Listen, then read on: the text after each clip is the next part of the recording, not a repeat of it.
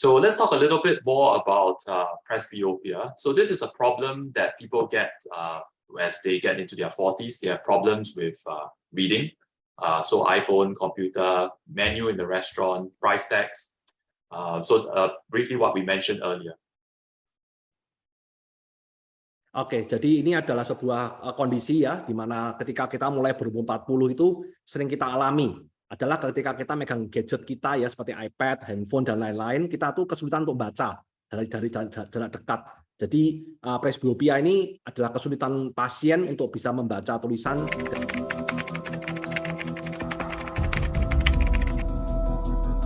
So what does presbyopia look like for a patient?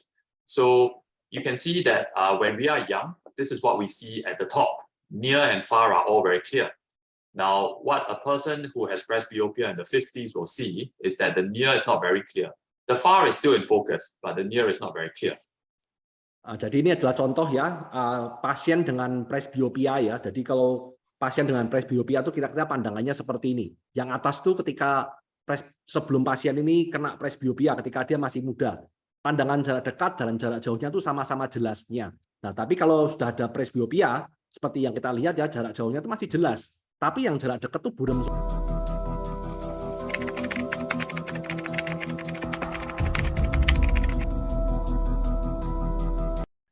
Okay, this shows you before and after cataract surgery. Now, if I put in a monofocal lens implant, then the near vision will still continue to be blurry. Now, but before cataract surgery, of course, the vision is more yellow. Everything is not really in focus. Now, after a multifocal lens implant, both the near and the distance are clear. Oke, jadi ini Bapak Ibu bisa perhatikan ya, contoh ketika seorang pasien mempunyai mata katarak ya. Matanya tuh pandangannya tuh agak kekuning-kuningan dan blereng ya, jadi blur semua. Jarak jauh blur, dekatnya juga blur. Nah, kalau kita pakai cara lama, pakai monofocal lens ya, jadi yang jauhnya tuh sudah jelas, tapi yang dekatnya agak blur seperti gambar di kiri. Kalau kita menggunakan multifocal lens, yang sebelah kanan itu dekatnya jelas, jauhnya juga jelas.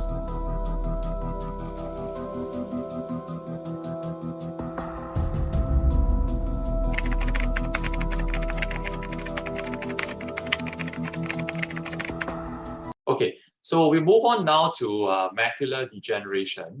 Macular degeneration is a condition where the retina is affected. So this is at the back of the eye. So the patients get blurred vision. Again, there is no pain. And the older you get, the more likely that they will get macular degeneration. So what they see is that they can't really see in the middle. The side is okay, but the middle is not very good. And when we check their vision on a grid like this Amsler grid, there is distorted and wavy vision. Jadi ini Bapak Ibu bisa perhatikan ada sebuah kondisi penyakit mata yang namanya macular degeneration, yang biasanya mempengaruhi bagian belakang dari mata atau retina ya. Jadi biasanya pasien tuh pandangannya agak blur, tapi blurnya tuh berbeda sama katarak seperti ini. Ketika ada kayak dark spot di tengahnya seperti itu, nggak sakit juga sih. Nah, tapi nanti kalau dilakukan sebuah tes ya untuk mendiagnosa menggunakan Amsler grid, nanti bagian tengahnya seperti tertarik warna hitam seperti itu. Kita lihat di grafik sebelah kanan. So there are different forms of macular degeneration. There is the dry form, and then there is also the wet form. So for the wet form, it's more serious because it can lead to permanent scarring in the retina. Oke, jadi ada dua macam ya dari macular degeneration ini. Jenis yang pertama adalah jenis kering atau dry, yang kedua adalah jenis basah atau wet. Ya, jadi Bapak Ibu perlu perhatikan untuk yang jenis wet itu lebih berbahaya, jenis yang basah itu lebih berbahaya karena akan menyebabkan noda atau scar di. So for the dry form of macular degeneration, these vitamins are the current treatment for the dry form. Jadi untuk yang jenis yang kering, yang dry itu obatnya adalah minum vitamin aja. Ini salah satu jenis vitamin yang dokter pakai. Now, for the wet form of macular degeneration, we inject medications inside the eye to reduce the amount of blood and to prevent scarring and to also improve the vision. Jadi kalau ya jenisnya basah, akan dilakukan seperti suntikan kecil gitu untuk memasukkan obatnya, untuk membantu supaya tidak terjadi atau terbentuk scar di retina kita dan mengembalikan kondisinya untuk bisa melihat lebih jelas.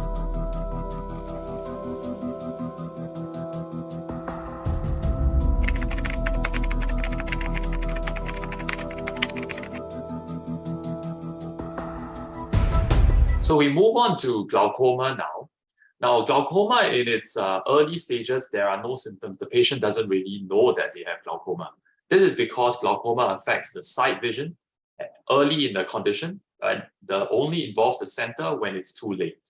Now, patients who need to be aware of their glaucoma risk are those with a family history of glaucoma. So the risk is higher if there are people in the family with glaucoma.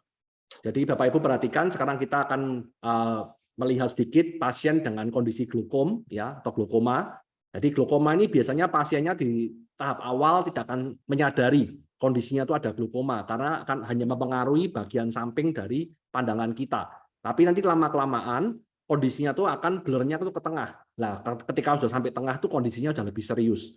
Nah, biasanya pasien glaukoma ini adalah menurun dari orang tuanya. Kalau orang tua atau dalam keluarganya itu ada yang kena glaukoma, biasanya nanti keturunannya juga besar kemungkinan untuk terkena glaukoma.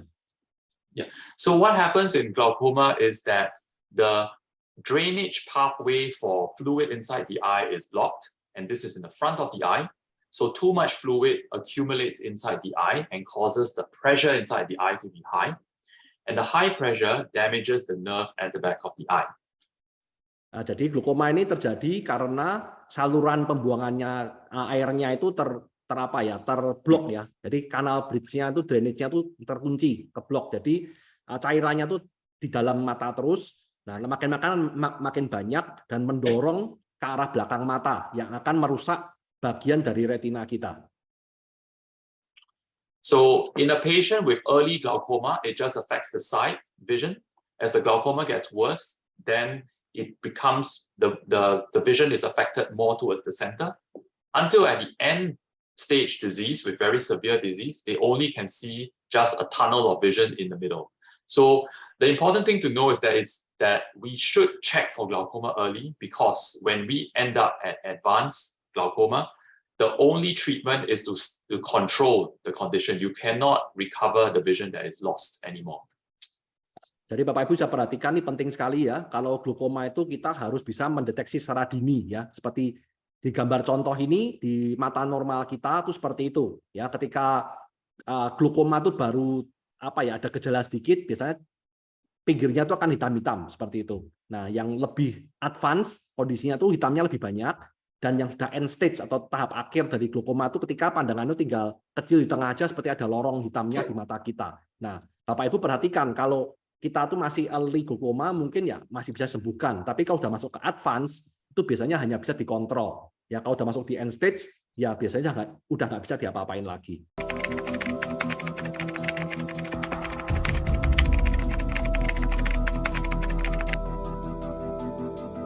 Okay, so how we diagnose glaucoma is by using sophisticated imaging in the clinic to do scans of the nerve, as well as also to look at the function of the nerve.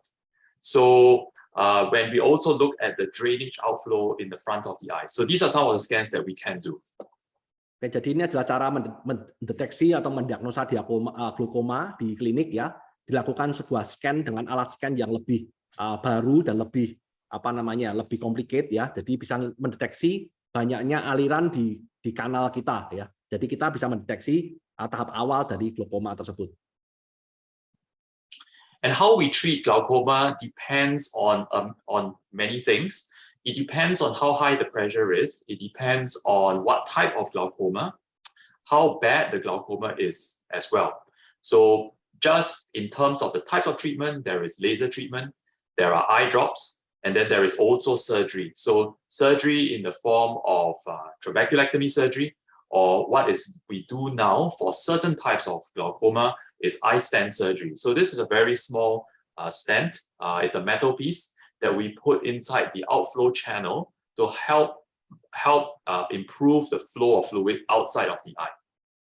Nah, jadi untuk mengobati glaukoma, dokter tuh harus tahu dulu berapa banyak jumlah tekanan di mata kita, atau berapa banyak mungkin jumlah cairan-cairan yang menekan di mata kita, atau bagaimana kondisi blockage di kanalnya itu seperti apa. Jadi ini yang akan menentukan tindakan pengobatannya seperti apa.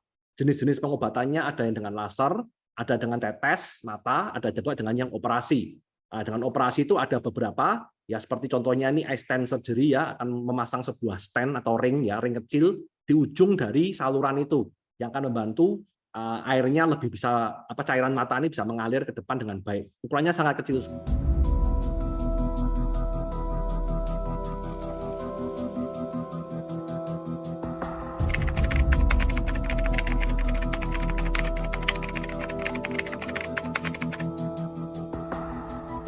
Most important. So this is diabetes inside the eye. Now, diabetes inside the eye can affect the vision permanently. It can cause loss of vision, and you can't treat it if it's very, very severe. But for a lot of the diabetes conditions, if you come early, we can treat it, whether with medications, with laser, or even with an operation. So this was a patient that came, and he had very, very bad diabetes. And so he had a lot of bleeding at the back of the eye. And so he also had scar tissue at the back of the eye. So this patient cannot be treated with medications. It cannot be treated just with laser alone. So this patient needs surgery. Now, this surgery for diabetes is usually considered quite difficult surgery, but it can still be done with a lot of the technology that we have now. So by removing the blood and by removing the scar tissue and by doing laser, we can help the patient see much better. So this patient, okay, once we've treated the eye and taken away all the blood and we've stabilized the eye with laser, this patient is not going to have any more problems in the eye as long as his diabetes is controlled. So it's very good now that we have a lot of technology to help us in order to achieve this kind of outcomes for the patient. Oke, jadi ini Dr. Errol lagi menyebutkan, minta maaf sedikit, presentasinya agak panjang, tapi karena pentingnya bahan hari ini, Dr. Errol akan lebih cepat seperti itu. Makanya beberapa poin terakhir cepat. Yang terakhir ada dibicarakan adalah diabetes di dalam mata ya. Jadi ada kadar gula yang tinggi dalam mata. Jadi diabetes dalam tubuh ada, dalam mata juga ada. Nah, ini kondisinya seperti ini kita bisa lihat ya, kalau diabetes itu kalau masih tahap awal bisa diobati ya dengan berbagai macam pengobatan. Tapi kalau sudah keadaannya serius akan susah sekali untuk diobati. Ya caranya bisa dari operasi, bisa dengan laser dan lain sebagainya. Ya contohnya di gambar ini yang sebelah kiri itu adalah diabetes mata. Di bagian belakang mata itu sudah terbentuk banyak scar, di retinalnya banyak darah dan lain-lain. Nah, kalau cuma di laser juga nggak bisa. Jadi harus dioperasi. Walaupun operasinya ini termasuk operasi yang sangat susah sekali, tapi tetap bisa dilakukan. Jadi setelah dioperasi akan di laser untuk membuat matanya lebih stabil dan hasilnya seperti itu, walaupun tidak sempurna, tapi setidaknya bisa membantu menghindari kebutaan mata.